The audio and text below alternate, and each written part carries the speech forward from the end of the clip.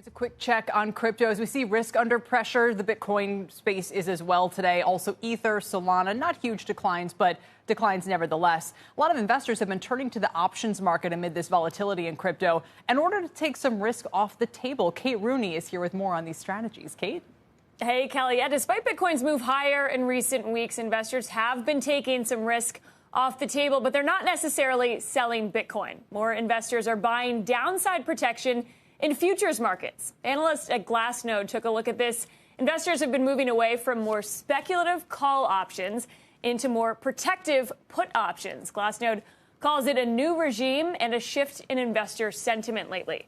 The key driver, same thing affecting stocks, rate hikes expected in March and fears of conflict in Ukraine adding to some of that uncertainty.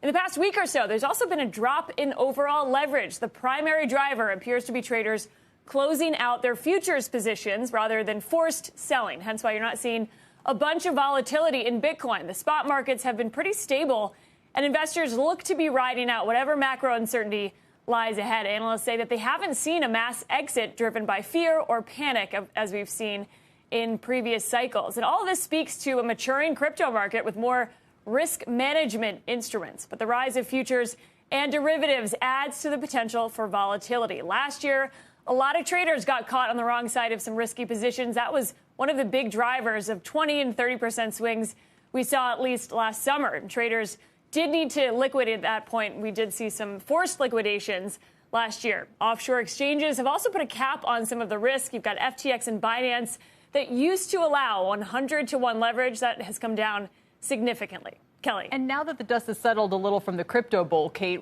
any takeaways from that, from all of the attention and, I don't know about any flows, but certainly there was a lot of interest Sunday evening in some of these giveaways.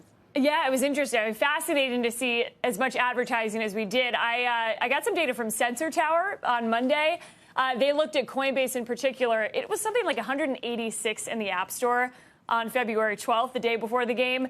February 13th, in about a matter of an hour, it jumped to number 2 on the App Store. And then downloads were up 130% or so. So it did see a bump in downloads and app downloads overall. Some of the other crypto apps also got a bump. One of the things that actually Tom Lee mentioned the other day in an interview, I was talking to him about these Super Bowl ads and if that would help potentially bring more traders into the market. That's been something that they're looking for in terms of there just hasn't been as much retail interest lately. He said it actually could work the opposite way, that if traders get in and they're sort of drawn in by this advertising or any sort of perks, if there's a ton of volatility and say they lose money, they could actually be spooked and kind of leave the market permanently. So you really want the growth to be organic, and some of that advertising can just be a temporary boost. You want to make sure, at least on the side of the exchanges, that it's an investor that comes in and is there for the long term versus just looking for that $15 perk or, their friend saying, hey, download this app. Right. So we'll see if it sticks around. It's a great point. Unlike sports betting, which can draw you in and then make money off of you for a very long period of time, this